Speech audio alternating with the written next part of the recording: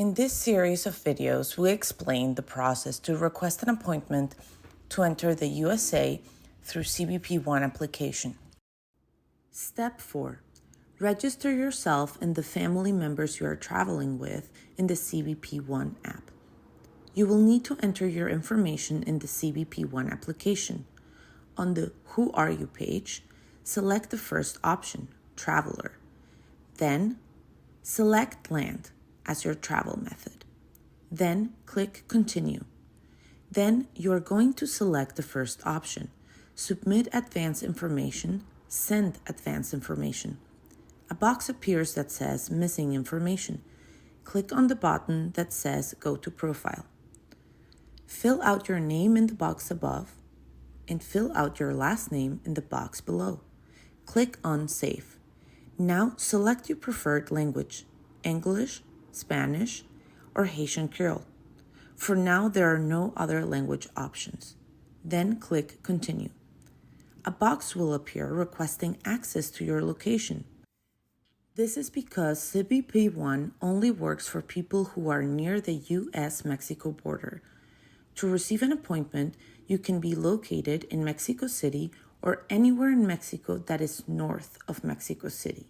If you are south of Mexico City or in any other country, you will not be able to receive an appointment using CBPOne. If you agree, you can click Allow while using the app to allow the US government to access your location while using CBPOne. This is necessary in order to schedule an appointment. Review the instructions on the screen. These instructions provide details about the process you will go through to receive an appointment. We will explain these instructions in detail throughout this video series. Once you have reviewed the instructions, please continue. On the next screen, select Register Travelers. On the next screen, select Add Traveler. You are filling out the application for your entire family. You should only include in your application people who plan to live in the same address as you in the US.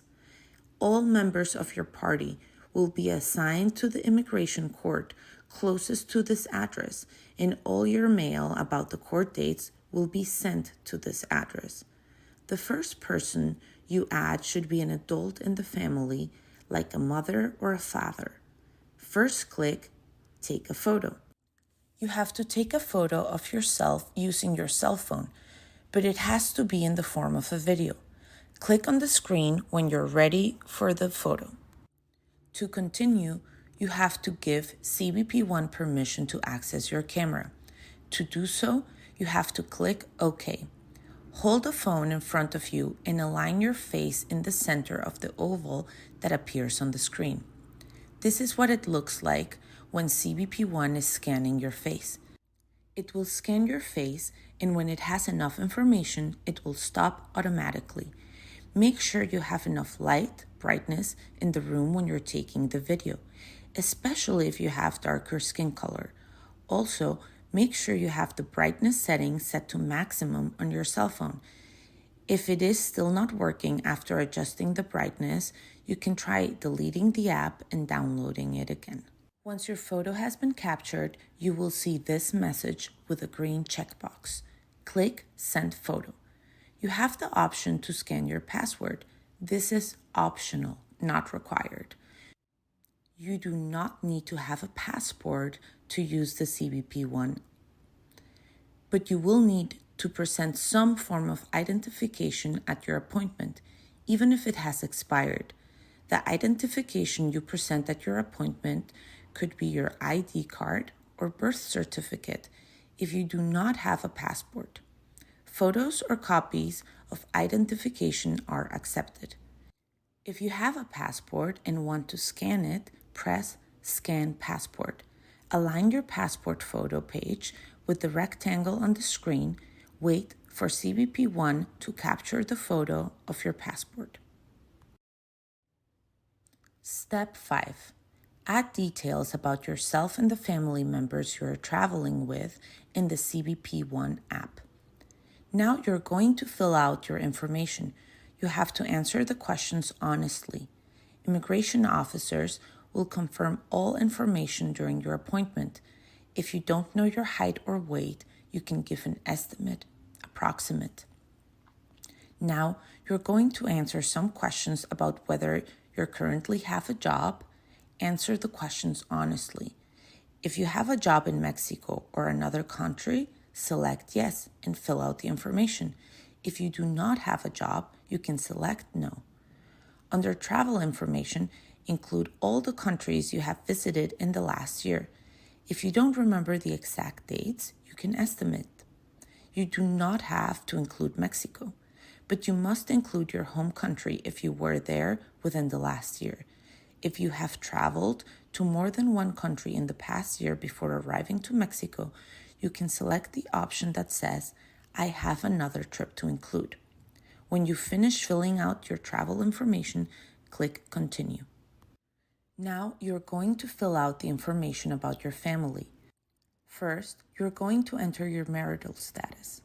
Next, if your parents are alive, you're going to answer some questions about your mother and father.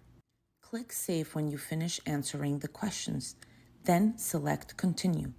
Now you're going to add your family members who are traveling with you, as long as everyone in your group will be living at the same location, address, in the United States.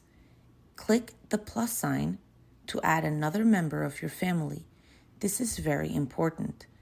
If you don't add everyone, you won't be able to add the others later, and they won't be able to join you on the same appointment. Follow the same process for each family member you add. When you finish adding everyone to your group, click Continue. Now you're going to fill out the information about where you're going to live in the United States. This will include the address, city, state, zip code, and telephone number of where you will live in the United States.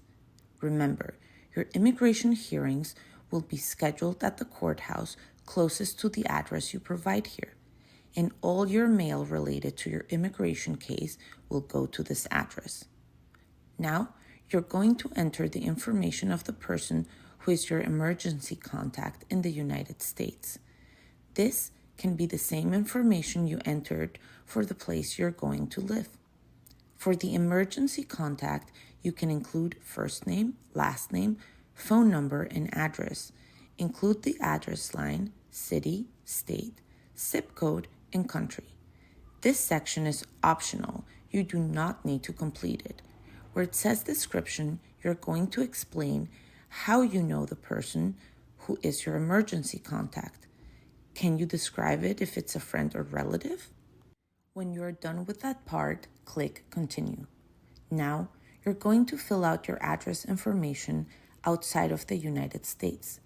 If you do not have a home or have a temporary arrangement, select I don't have one. Did anyone help you complete all this information? Lastly, they will ask if anyone helped you complete this application. When you finish, click Continue. You will now need to select a port of entry. The port of entry is the place you will need to physically arrive to enter the U.S. on the day of your appointment. It is important that you select the correct port of entry, as there are several ports of entry available to choose from located along the border. On this confirmation screen, you can review your answers and make any changes by clicking Edit. Be sure to add all individuals in your family who are traveling with you to seek asylum. If you forget to include a family member in the application, they will not be able to enter using the same appointment as you, so make sure to double-check everyone's information. When you finish, click Submit. Remember that after clicking Send, you cannot add more people to your group, and you will have to start over to add them.